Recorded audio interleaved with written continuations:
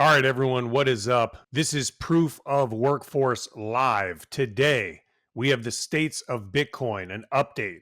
We have Bitcoin remarks from the White House, and we have a Proof of Workforce update, a warning issued to unions in an article. This is Proof of Workforce Live, where workers and wage earners come to grab Bitcoin signal. Punch your time cards. Let's jump right into Arizona, who is now, I think, tied with Texas to see which state is going to adopt a Bitcoin reserve first. Let's roll it. Thank you, Mr. Chairman and members. So I'm not going to review the first part of the speech, which you heard about cryptocurrency and its legal tender species status. I will tell you that there are 17 states now that are establishing cryptocurrency reserves. This is, quite frankly, and I'm glad that Representative Cavero brought up macroeconomic policy. There is an abandonment that is going on right now. It's in slow motion, but there is an abandonment from Federal Reserve currency. It's called a flight to safety. Now, whether it's real or perceived, the fact of the matter is we now are seeing over $1 trillion in capitalization of multiple different cryptocurrencies. Representative Wilmoth made a great point that the market is going to seek what the market wants to have. So what you have now before you is a bill that is permissive, not prescriptive. It's not requiring the treasurer to do something, but it is opening a path. I believe Representative Diaz might have talked about opening a path. I'm sorry, I couldn't see all the faces, but opening a path to facilitate the market. Quite frankly, when I hear a conversation about risky investments, Federal Reserve currency is about the most risky investment you can have today. So with that, wow. Okay, let's cut it there. Pretty wild statement from the floor of the Arizona House Commerce Committee. Just basically trying to take an initial step in making it permissible, as the gentleman was saying, and I'm not sure his name, but they just want to allow the treasurer the option in the event that there is value determined in Bitcoin. He mentions other cryptocurrencies. Again, that's a continuous battle that we face, is differentiating Bitcoin from cryptocurrency. But there you have it in Arizona. They're now tied with Texas. I still think Texas may be the first to a true Bitcoin reserve, but we will see. So you have states talking about it at the assembly level, and we're going to move on right to a remarks that were given from the White House to the Digital Assets Summit, which is going on today. Let's cue that up. At the Blockworks Digital Assets Summit, it's an honor to speak with you about how the United States is going to dominate crypto and the next generation of financial technologies. And it's not going to be easy, but we're way ahead. Just 2 weeks ago, we hosted the first ever White House Digital Assets Summit, bringing together many of the world's top leaders in crypto for a conversation led by our White House AI and crypto czar, David Sachs, who's a fantastic and very brilliant guy. That same week, I signed an order creating the brand new strategic Bitcoin reserve and a U.S. digital asset stockpile, which will allow the federal government to maximize the value of its holdings instead of foolishly selling them for a fraction of their long-term value, which is exactly what Biden did. He got a fraction of their value. We're ending the last administration's regulatory war on crypto and Bitcoin, and that includes stopping the lawless Operation Choke Point 2.0.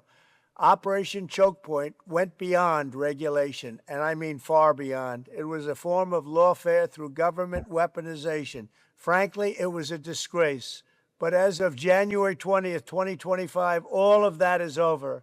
I've also called on Congress to pass landmark legislation creating simple, common-sense rules for stablecoins and market structure. With the right legal framework, institutions large and small will be liberated to invest, innovate, and take part in one of the most exciting technological revolutions in modern history. It's so big, it's, I think, as big as you can get. Pioneers like you will be able to improve our banking and payment system and promote greater privacy, safety, security, and wealth for American consumers and businesses alike. You will unleash an explosion of economic growth, and with the dollar-backed stablecoins, you'll help expand the dominance of the U.S. dollar, and many, many years to come, it'll be at the top, and that's where we want to keep it. We only want to keep it at the top, always. I can already see that the energy and passion of the crypto community is the kind of spirit that built our country, and it is exciting to watch as you invent the future of finance. And right here, it's going to be right here in the USA, the good old USA. Together, we will make America the undisputed Bitcoin superpower and the crypto capital of the world. Thank you. Good luck. God bless America. Okay, so some takeaways from that clip. And here's my biggest takeaway. As an American watching that clip, regardless of which political party you're affiliated with, whether you view Trump as being genuine in his comments or being a manipulator and disingenuine and having some ulterior motive, right? Regardless of that, that message should cue your radar to potentially learn about what Bitcoin is. Not saying purchase Bitcoin. We're saying learn what it is and why the president feels that it is a worthy mention to go out to make, with all the things going on in the world, to address a digital asset summit. And one of the main reasons, not to answer that question for you because you need to answer it yourself, is if you look at the adoption curve of Bitcoin, right, it has always been trending up, and right, so they're seeing value to the community and those holding Bitcoin and digital assets. That's a hard stop. If that's true, if there's more and more people coming to this space and more, innovation in this space, you should at least learn it. It's at least worth your time. From there, you can make your own opinions as to why. He mentions there and tips his hat that he wants to prop up dollar dominance. So there's a motive that you may consider, and perhaps he's supporting the industry for that, a means to that end. He does mention Bitcoin exclusively by name, mentioning that as a strategic reserve. He differentiates cryptocurrency as a stockpile. And a big thing, again, regardless of what party you're in, he gives this group of growing group of people legitimacy by just saying, you guys have great energy and have the work ethic that, we've seen before in building our country. I don't know. I think no matter what your take is on that, to look at it and say, oh, I don't like that guy, so I'm not going to learn about that thing, it's only a disservice to any political party that's trying to secure a growing group of constituents who happen to also be pretty young. So food for thought on that, but pretty like pointed message coming out of the White House. Meanwhile, though, there's many facets to this, and you always have to keep your radar on and what's going on. And we have a proof of workforce update now, shifting gears for an article that I found that was a warning to unions. Pretty interesting article if we can pull that up. The article was, for labor, caution is fatal. The riskiest course is to stay the course. I highly recommend reading this article by Stephen Lerner. It lays out some of the recent attacks on unions from Trump, including but not limited to a bill which didn't come from Trump. It came from Senator Blackburn, which seeks to ban federal unionization. So joining, organize, and participating in union activity, as the president and the office of Doge make significant cuts to the federal government. So that's very interesting attack on labor. Even though people have their own opinions on whether federal government workers, should have a labor union or not, different conversation. Either way, that bill by Blackburn is called the American Workforce Freedom Act. I'd have a lot more respect if it was just called the Eliminate Federal Union Act. Let's just call it what it is. And if that's their stance, great. But let's just call it what it is. But you know how the bill's names never exactly what they seem. Um, that article goes on to talk about waning union membership, but more support for unions in the country than ever before. Interesting.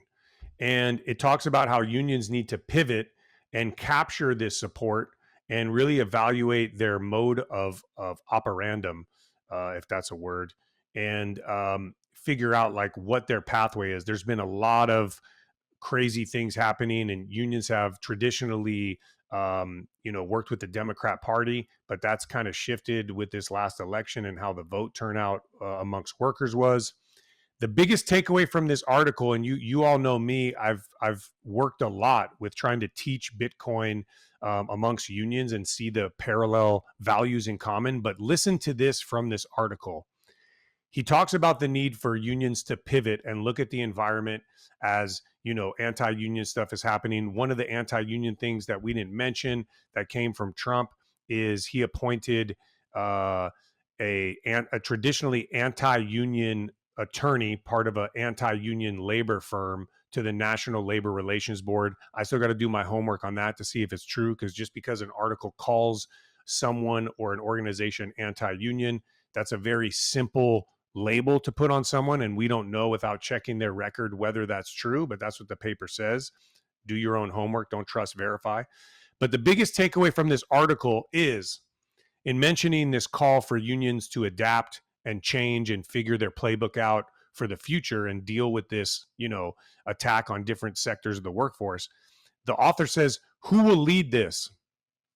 All of us, the people and organizations that have made the choice to challenge the billionaires and tech overlords. During times of intense repression, we need to look at decentralized and distributed organizing built in local communities from the ground up. Centralized command structures are too cumbersome to meet this moment and are too easily shut down during times of repression. This is not an article on Bitcoin or crypto. This is an article about unions, and it's a call to rely upon the smaller organized labor coalitions of decentralized labor groups to meet any attack on workers or the wage earner. Y'all have to just really start paying attention here. And if you are in a union, please read the article. I don't subscribe to every opinion in this article, but I've always been an advocate that the decentralized nature of true local small unions and the decentralized nature of Bitcoin are like this match that when they find each other, they will be unstoppable. Just my opinion. And it has to do much more with the network than it has to do with the asset. So check this out, learn it. We're moving to self-custody tip of the week because self-custody matters and you got to learn it. The self-custody tip of the week is always brought to us for now until they fall out of favor. La Rocca's Corner, San Francisco's oldest neighborhood bar. If you're going to grab a drink, it's a place you might lose your Bitcoin. Just kidding, but don't drink anyways. And the tip today is, if you're going to buy a signing device, make sure you don't go on Amazon to order that signing device, okay?